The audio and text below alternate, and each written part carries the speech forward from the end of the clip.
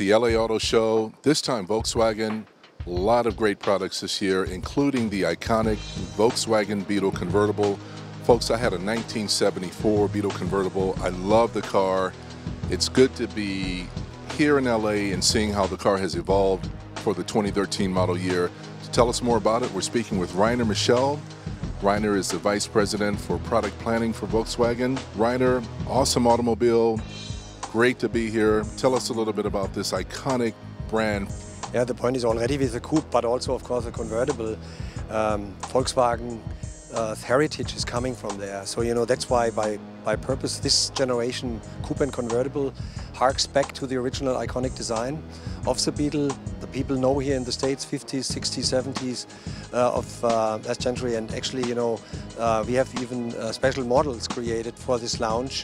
And we are behind, you see the 60s, which is a little bit, you know, in this blue denim color, a fully loaded turbo, super sporty version, and it goes a little bit back to this time. Jeans got popular, you know, also around the globe, and really harking back to this great tradition that cars had in this country.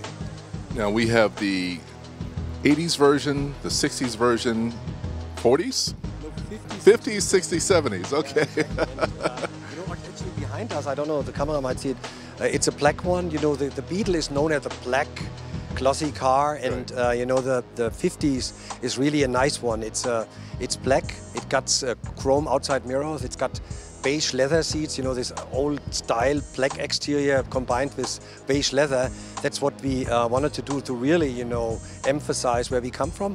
And actually, you know, the design of the car goes back styling-wise, like the coupe, longer running hood. The A-pillar hood was put back, we stiffened we brought the windshield up, and also a very long running roof, which is really supporting the sporty character. And in order to really move it to a sport car, also a sport convertible, we gave it wide stands, big wheels. You know, it's the wheel diameter, the wheel to body relationship is really super sporty, wide stands. So we are pretty happy. The car sits very low on the road, like a sports car, and we are pretty happy. And the coupe already in its first year sold now year to date, after we started this year, already more than 25,000 units in the United States, and we are very, very optimistic and very happy that we now already a year later could bring the convertible. How many of these do you expect to sell every year? Yeah, I think, you know, we think about that this body style will get us incremental about 20 to 30% more customers, and at the end the ratio between coupes and cabrio will be a little bit like 60-40.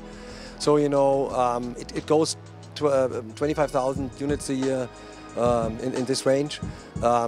It's a very strong car, I think, from a convertible point of view, because there is so good heritage, not just with the coupe, but also with the convertible. And when we revealed last year in New York the coupe, there were several people coming, please bring the convertible soon and not 5 years later. And we said we bring it a year later, and that's what we stick to that promise.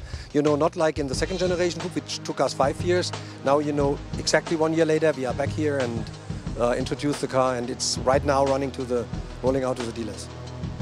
I had an opportunity to drive the Volkswagen convertible on the roads on Pacific Coast Highway here in Los Angeles, California. I drove the 2.5-liter base model. I drove the 2-liter clean diesel, turbo diesel model. And I drove the 2-liter turbocharged model. And I got to tell you, the turbo and the clean diesel, these are really impressive. Not that the 2.5 isn't good, but the diesel is really impressive, and the turbo is impressive as well.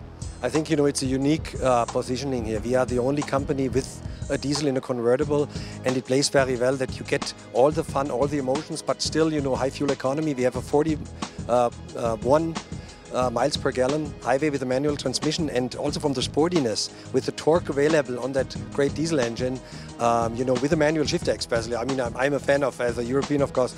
And then also top of the line, the 2-liter, known from the GTI, really a hot car, 200 horse and 207 foot-pounds. But I think overall, what we are very happy with, and you guys from the media also confirmed, it's really a convertible without compromise.